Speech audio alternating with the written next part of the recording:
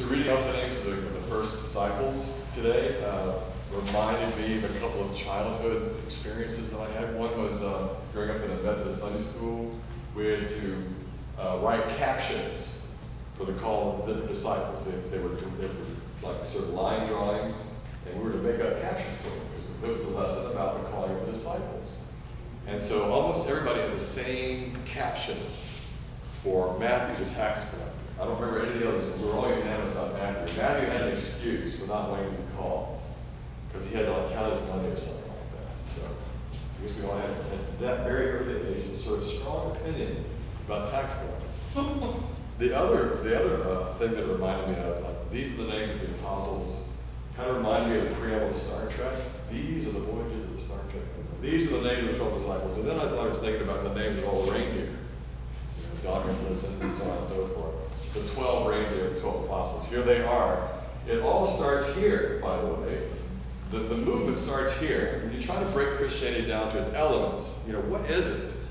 People say, oh, it started with Christmas. No, not really, because two of the Gospels don't even have a Christmas story in them. So it's not that important. Crucifixion is in there every time. Easter is not. Mark's kind of like iffy for various reasons.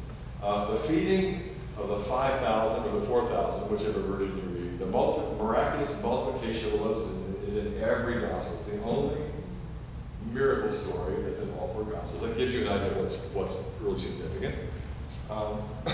So the story really begins, though, with the calling of the 12. Because, and here's the significance in my mind of the story, Jesus, who recognized the immensity of the harvest and the work to be done. And he told them in this translation, it's bigger than you can imagine.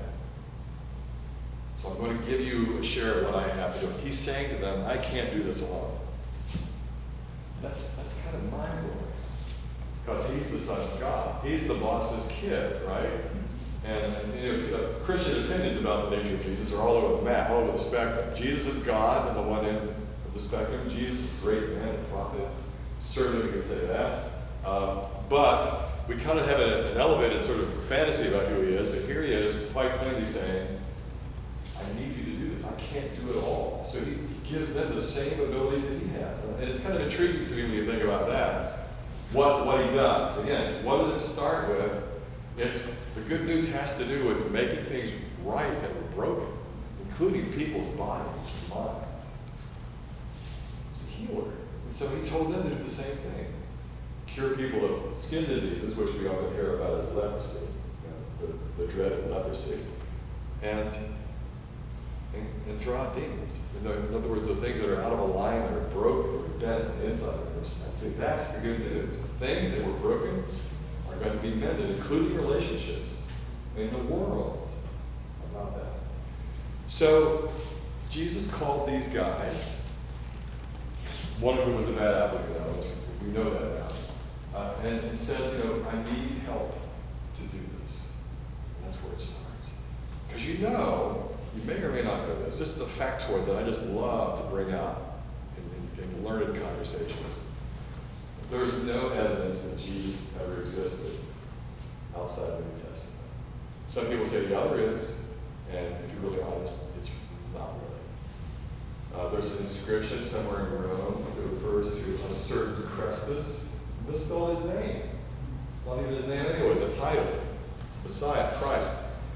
But by the end of the first generation or so, by the end of the first century, there was lots of references to Christians and what the community, the early Christian movement is doing to disrupt the Pax Romana. So it made a difference. So that brings fast forward to our time and place. And how people become disciples. Mostly people become disciples now by being born into a church or getting baptized in infants. That's how we make disciples. And we tell them the stories as children. One of my kids says, I never read the Bible. And I'm a priest kid. And it's kind of true. Because I didn't like say you have to read this. But they've been through godly play. They've heard all the stories, but they don't know that that's the same thing. I should probably tell them. Those stories you heard in Sunday school? That's from the Bible. So you really know a lot more about the Bible than you think. They're really important stories. You got to know those. So here we are, this idea that the harvest is going to be reaped by a movement. So I'm thinking about how church is and how people are born into the church and how we're still numerically the largest religion in the world, Christianity. And the second being Islam, which is growing at a faster rate than we are. And when I see that, I said, now why is that? Why do you think that is? Well, it's really documented scientifically, statistically, why there are more Muslims in the world at an increasing rate than Christians, because they have a higher birth rate. Muslims are in countries with higher birth rates. So I always like to tell Episcopalians, get busy. Dora, get married, have babies, be fruitful, multiply. Don't wait like Sarah did.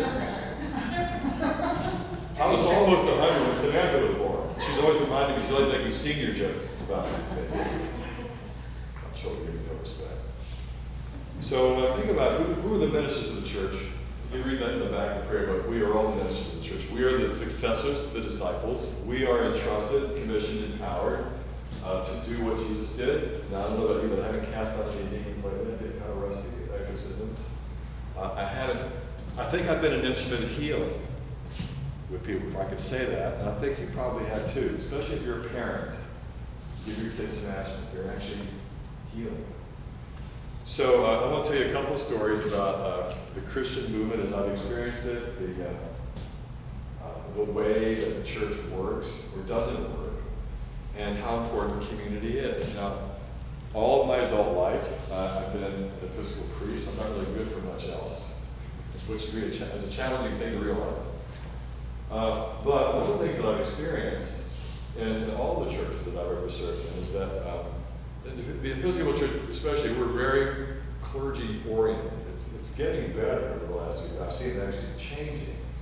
But every once in a while, on a fairly regular basis, and it's happened to me kind of recently too, here at Ascension, someone who's going through a really tough time reaches out to me and wants to talk, which really I think is great. I love to do that. I love it when people that are really in a tough place feel comfortable doing that. And in a way, I should feel comfortable with what they say. You know, I really feel like I have a good connection with you. You're accessible, but I don't feel a corresponding connection to anybody else in the church. So I think, well, it's nice you say that about me, but so I say, are you going to leave Ascension? No, I'm not. I don't feel. I get something out of being here, but I don't have any other relationships that I can really share with any sort of significant depth. So I hear that occasion, or somebody kind of drops out of sight, and nobody reaches out. And it's a long time before they notice. And for me, if I don't see you for a few weeks, I don't necessarily think I need to call you up. Because people do go through sort of ups and downs in their involvement. Every once in a while, though, something is really wrong and we don't know about it, because here's what happens. Sometimes when people get into trouble, or they get really sick, or a child is in trouble, maybe has an addiction issue, for example, or somebody dies, whereas you think people want to be closer to their support network of the church, more often than not, it's the reverse. People isolate and hide. I know a person here really, really well at Ascension, with whom I have a good connection. I've ministered to this person as they've lived with a life-threatening illness, but ever since they were diagnosed with this illness, they have vanished from your sight. And it's not because they go to another service, which is usually because when people miss somebody, they say, did so-and-so leave Ascension? No, they go to 5 o'clock. Or they go to 7:45. No, they move to 11:15. It's like, as I was saying earlier today, when we meet each other for the first time here at Ascension, we don't say, what's your sign? Which service do you go to? I don't know. So, this is troubling to me, that I don't see this. I don't see cross. There are people that have relationships with each other, a long standing at Ascension. But there's a whole class of people in every congregation I've ever known that do not feel a corresponding connection to many other people in the church. So when they do reach a turbulent place in their life, they will be totally disconnected. Even when I think they should know better, and even when I think they do have good relationships here, they kind of cut themselves off. So in contrast to that, are occasions, and here's like when I sent out an email saying, Monica's having surgery, if you can take her a bowl of soup, let her know, and so she was like drowning in soup. Monica Kaplan. I had her permission. Would you like, I just sent out a note saying, you'd like some soup. But what happened? It's like effortless. Even people she didn't know that got her soup. And it was good soup, too. It wasn't bad soup. So when I was 14, my dad, who was a furniture delivery truck driver and was a man who lived by the strength of his body, got colon cancer. After hiding the signs of it for a year, I've told many of you about this, I've written about this, but it nonetheless is a good example of how church can be and how ministry is shared by the people of the Christian movement who are learning to be disciples day by day, year by year. So he was no longer able to work. My mother had never worked outside the home before, but did go to work for the first time in her life outside the home for money, learned how to drive. I had the same driving teacher she did. She was better than I was right away. I had this impediment right off the bat. Being a male has something to do with it, being aggressive, liking 2,000 pounds of metal in my control. But we had a good relationship with both. We had a beloved pastor, and there was a really strong sense of community and cohesion. There was only one service.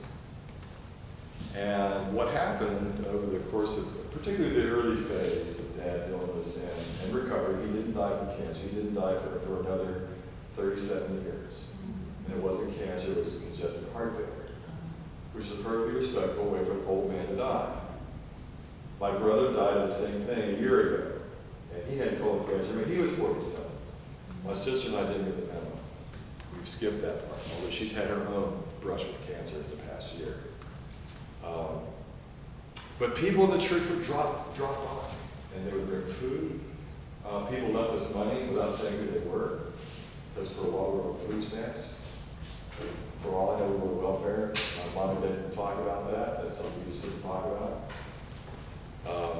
But the church really has embraced us, for a long time, and we never felt like we were not getting enough attention from the pastor. We maybe checking with us, every few months. This was just the way the community responded. So it happens. So here, in general, in the church, it's not just about having many services, because we had a really amazing one service here recently, and it's great to see the community together. It's awesome. You can see, well, there's somebody I haven't seen in months. Oh, I thought they were dead. Now here they are. It's great. But it takes more than sitting in the same room together during a liturgy to make a friend. Betsy Hasegawa has her name badge on, that's how I know her name. It's right there. So all the services today, I was praising people that's an act of hospitality. Now, we do respect the right of people to, and I've said this at every service, it's okay to want to come in, pray, get communion, and leave. That's where you're on your journey. We're glad you're here. I'm not looking at anybody in particular. But we do respect the right of people to want to be left alone if they want to be. Understanding, however, that people who come to a church after a period of separation are impelled to do so by very powerful forces in their lives. It could be that there's something that has awakened in them, a desire to connect with God in a new and more profound way, so they're checking out the church to see if they can do that. Or there may have been some very serious crisis in their families, for example. Or they've endured a recent loss. So we need to also understand that while we respect the right of people to maintain their own zone space, it is incumbent upon us as members, as established members of this community, to reach out to people that we don't know very well. Or at least tap on the shoulder. Say, hi, Randy. Or Gigi. It's not an easy thing to do, it's daunting. And I compared it earlier today with my experience at clergy conference. In general, I loathe clergy conference in Prospect. I don't know why that is. We don't like to be around each other. Maybe it's a competitive thing. I'm holier than you are. My congregation is bigger than your congregation. Size matters. We're getting past that, maybe. I hope so. Even our bishop admitted to us when she was a rector in Minnesota that she would dread clergy conference. She would drive around the conference center parking lot 4 times before finally parking the car and jumping in. Usually things like this are worse in our minds than they are in reality. So this year when I went, I decided I was going to introduce myself to a lot of new clergy. There were lots of new clergy in the diocese. And so I would go up and I'd say, "Hi, I don't know you. I'm Randy." And they say, "Hi, I'm Tim or Karen or whomever." And it really made it was a lot more fun that way. I really kind of enjoyed it. And I made a lot of new friends who I'll never see until next year. But, it's something that you and I need to do. It's called hospitality, and Abraham is the same, hospitality. He entertained angels unaware and got a kid up, his first descendant of many. So there are rewards for reaching out. Finally, here at Ascension, you've heard me perhaps speak about small group ministry. It's something that the non-denominational churches have really mastered well, and it's being incorporated in cultures of select, occasional, mainline or old line churches, as we're called today, Methodists, Episcopalians, Presbyterians, and so on. It's very difficult to introduce it. We do have, despite ourselves, good examples of small group ministry here. The youth group is an example of a group. There's good connections between people. There's a spiritual component, and it's fun. It's personal.